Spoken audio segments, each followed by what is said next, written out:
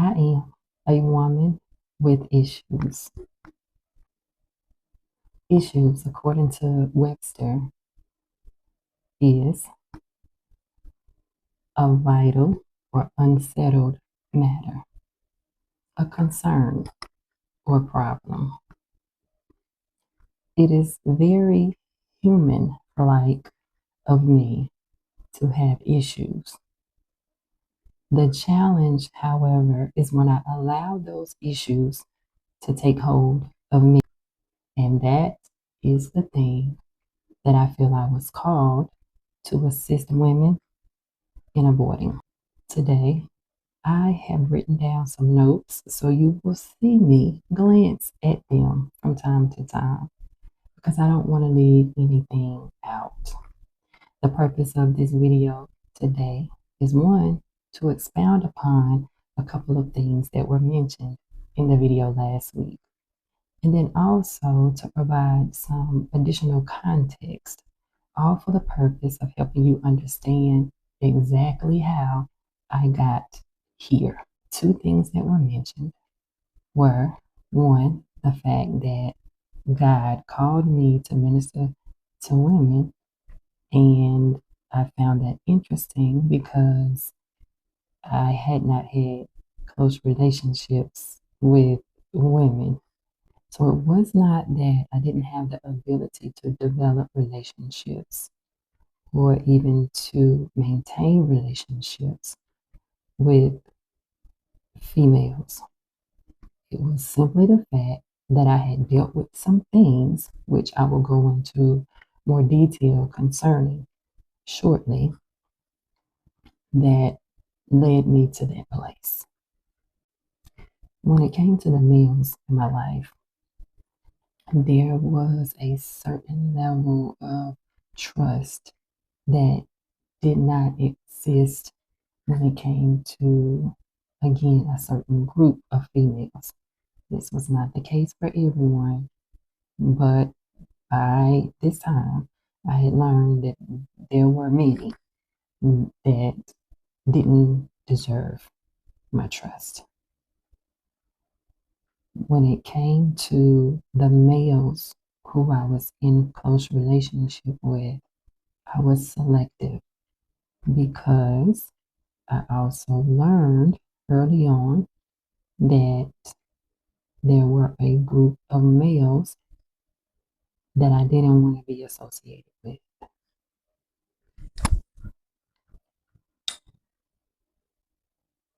I have narrowed down to the best of my ability the year that Women with Issues started, and that I have concluded to be around 2007, 2008. As I mentioned previously, I had had my son by this time, and I distinctly remember being a metallurgical tech working in the lab and being in this specific place in the lab where I would get into what felt like these tussles with God.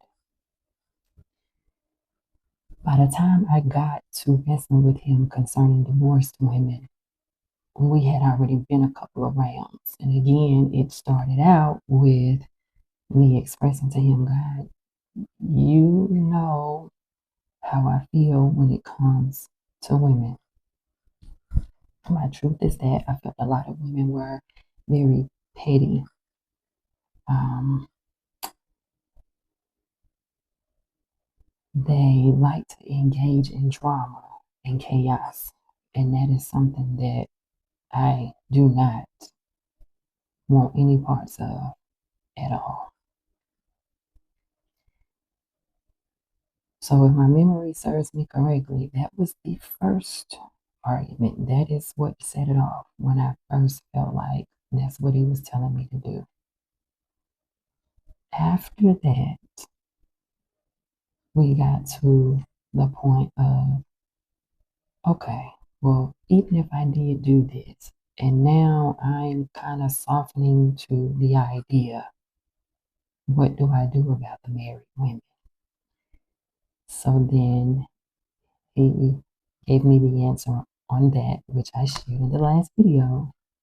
And from that point on, I just had to make a decision that I was going to accept that this was the walk that I would be taking, and then um,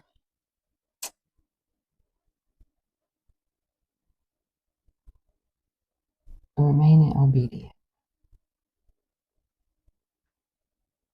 which became more difficult than I just made it sound.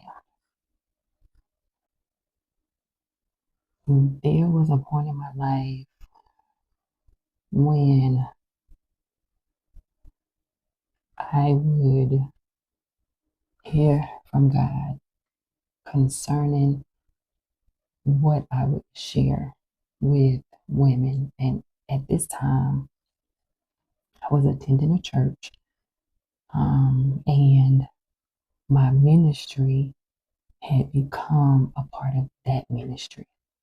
So I would hold um, meetings with those who were interested in attending, and it would be at the church. Um, Something else I did was sold, made, and sold cheesecakes to raise funds for the ministry. And so I would do that. I would make a cheesecake. I would slice the cheesecake, and I would also have a whole cheesecake, particularly for those who had requested that I bring it. And then after church on certain Sundays, I would sell the cheesecake.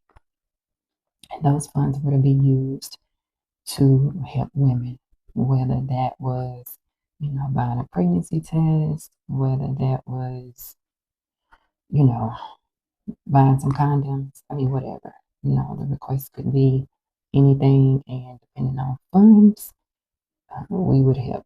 We basically being me, the ministry.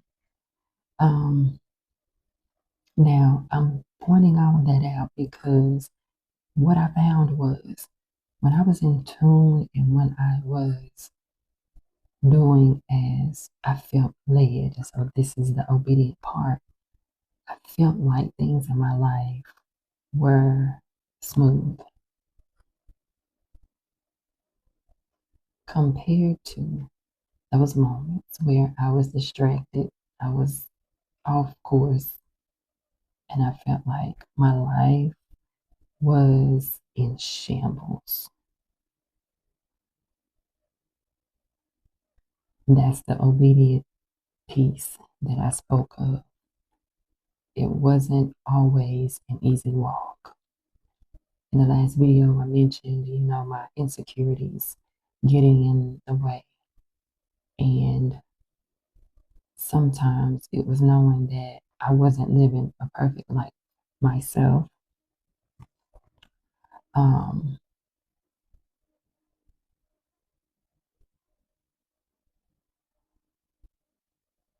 Sometimes it was questioning whether or not what I was sharing was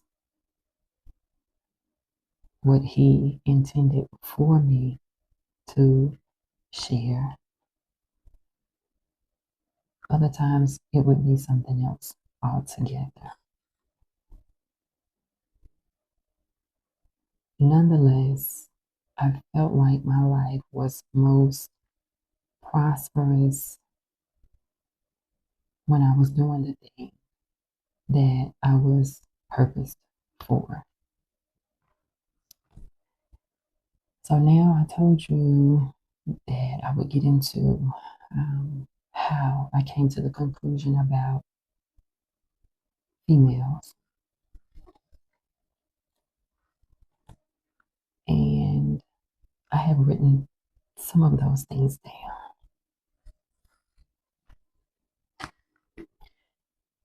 One of those things was me actually getting jumped by someone I didn't know had an issue with me. I say getting jumped because had I known this person felt the way they felt, it would have changed, completely changed that entire situation. The second thing was dealing with girls who insisted on keeping drama going for reasons unbeknownst to me. The interesting thing about this is in this group, there was one or two girls who would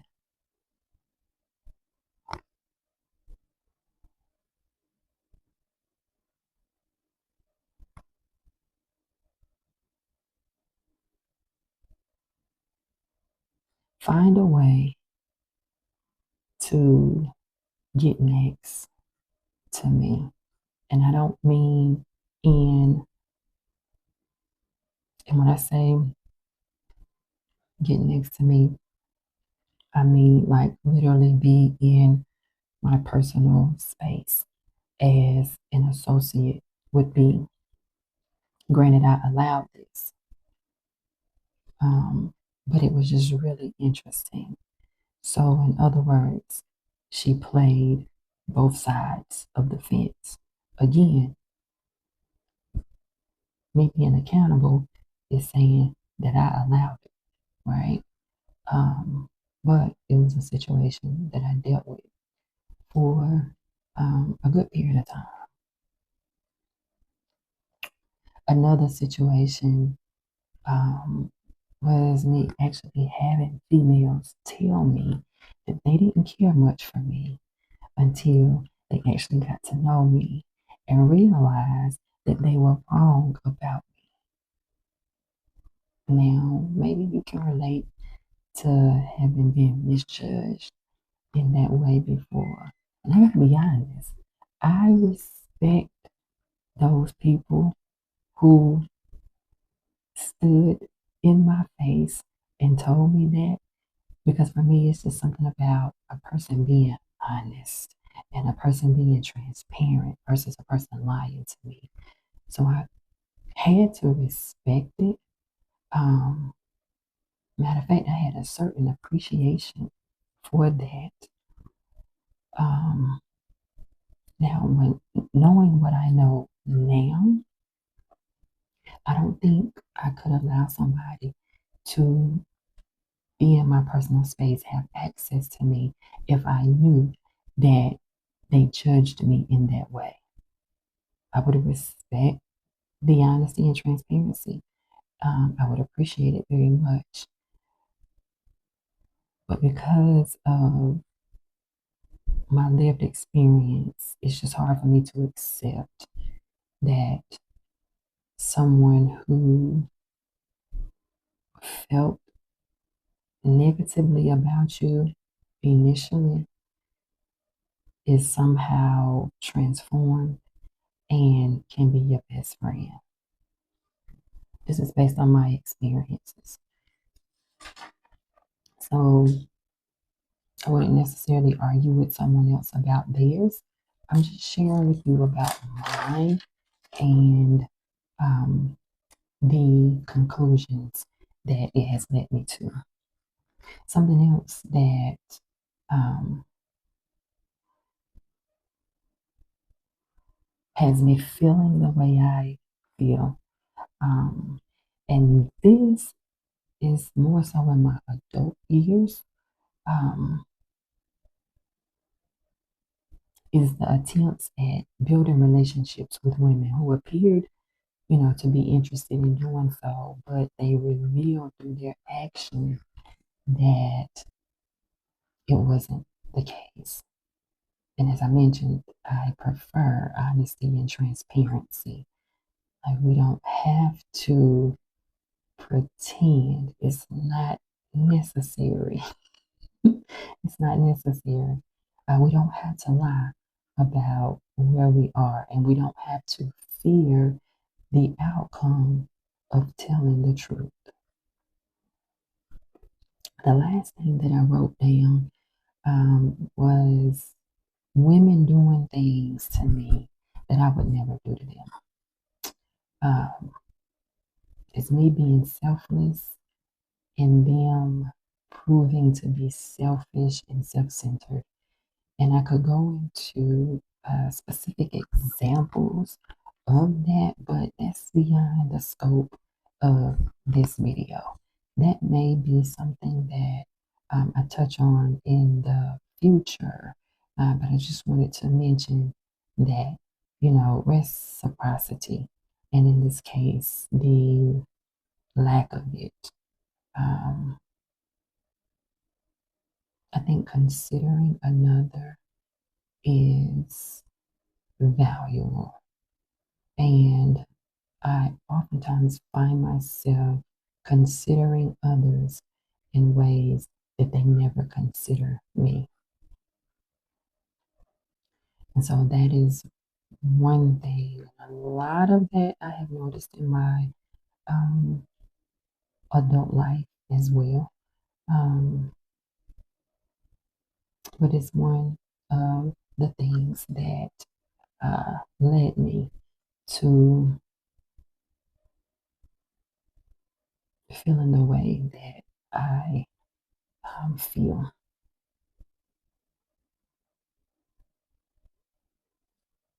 or felt.